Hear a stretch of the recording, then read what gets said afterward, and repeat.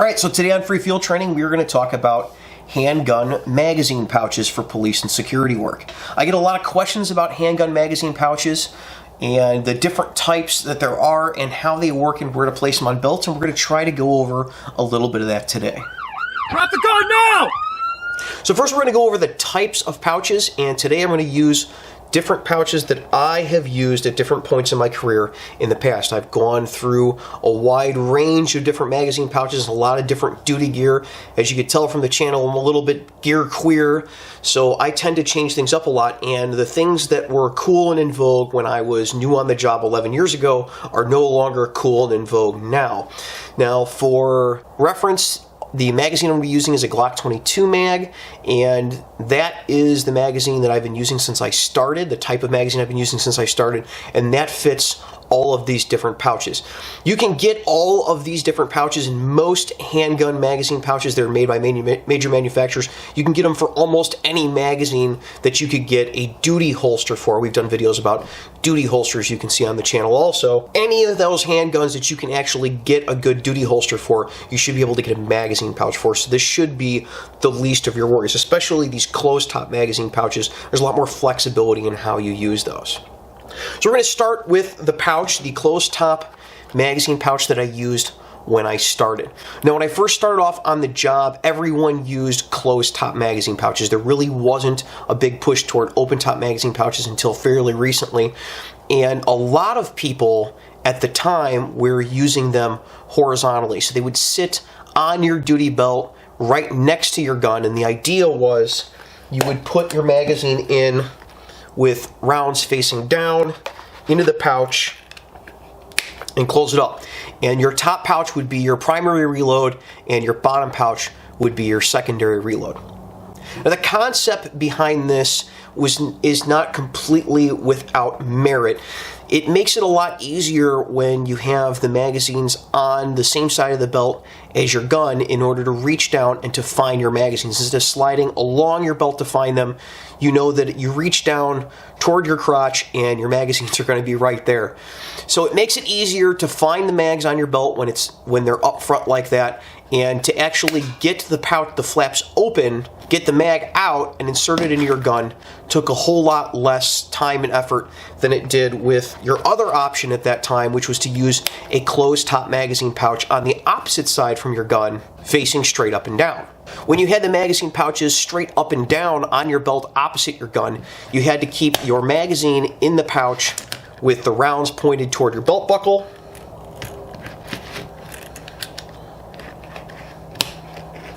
And when it came time to reload, you had to reach down around the flap, pop it open, index your hand to the magazine, pull it out with your finger pointing toward the tip of the rounds, and then slide it up inside the gun. It was a couple more motions, and so a lot of people, when I was first starting, went from having the magazines opposite side, which was in vogue right before I started, to changing to horizontal magazines and pulling the mag out horizontally and up into the gun, which took a little bit less time. Now, when all we had was closed top magazine pouches, this made a lot of sense. It made it easier to get the flap open, and it made it easier to get the magazine out and into the pistol.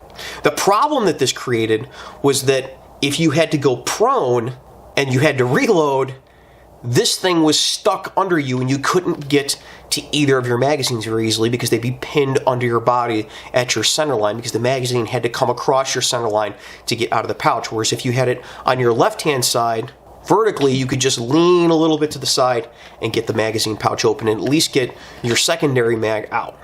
Now, at the time, a lot of people were carrying one mag of hollow point duty ammunition and another magazine of a hardball in order to go through intermediate barriers. That's become less of a thing now. I know a couple people who still do that at other agencies.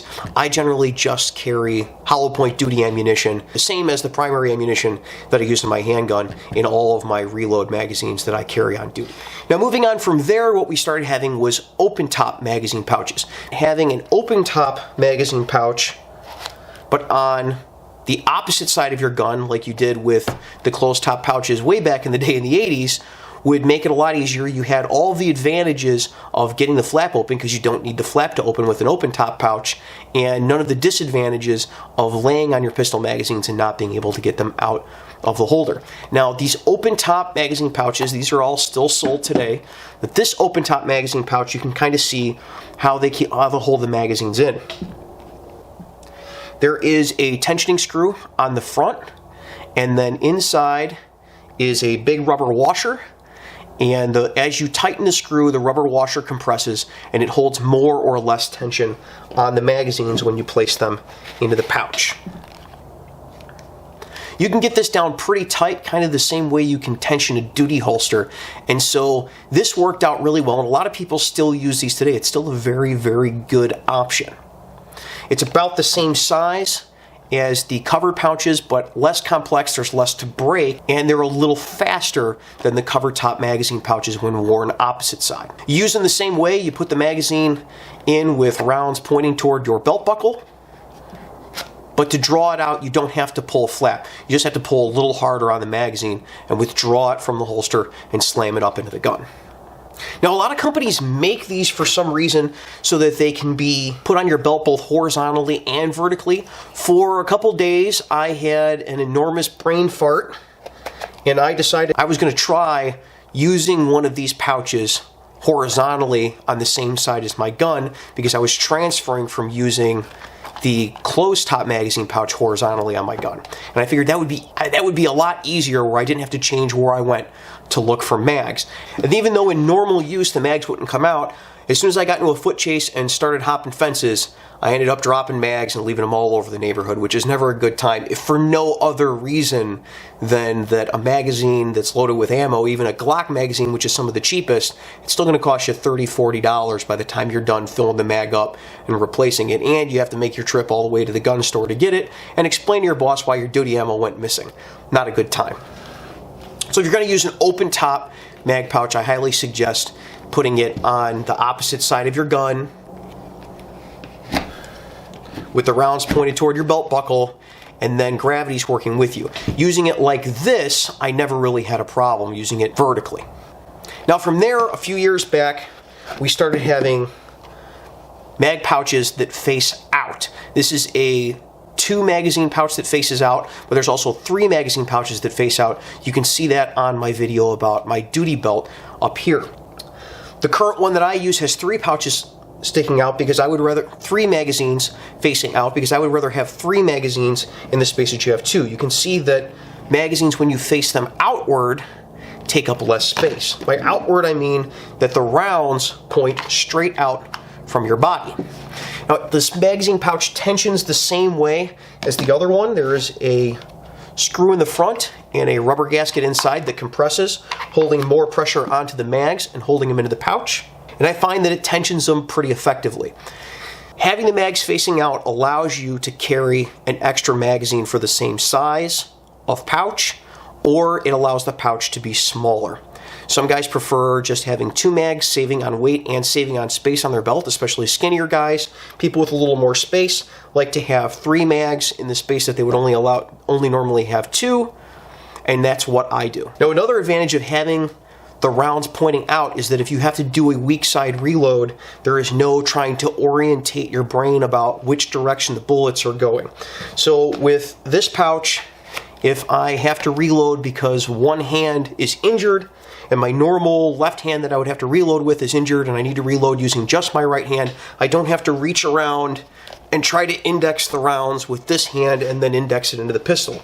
With the rounds pointed straight out all the time, I can get to them with either hand and be able to insert them into the gun, and I know all I have to do is put my index finger down and I'm going to get proper indexing on the magazine. So that's kind of magazine pouches for police and security work in a nutshell. If you're carrying a handgun, even if you're a security guard and you're in a pretty low-risk environment, you should still be carrying spare magazines. I see a lot of guys working security who carry a semi-automatic handgun and they only carry the rounds that are in the gun. I think that's kind of a mistake given the cost of a magazine pouch, the cost of a spare magazine, the cost of spare ammunition. It's pretty cheap insurance, not just against running out of rounds, because statistically we know you're probably not going to be running out of rounds, but against malfunctions that you're going to have with some automatic handguns are almost always a matter of a problem with the magazine or the ammunition. So if you're using quality ammunition, the magazine going bad is going to be your biggest problem. So keep that in mind.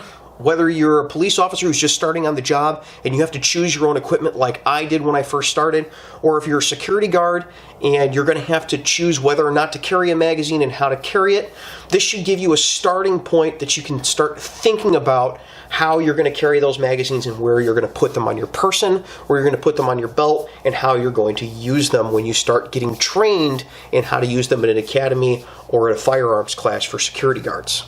If you like this video and you have any other suggestions of duty belt equipment that you would like to see broken down a little further, something that confuses you or something that you'd like to see compared and contrasted, please leave a comment down below. As always, please put a like on this video. It really helps me out. And until next week, you guys be safe and take care of each other.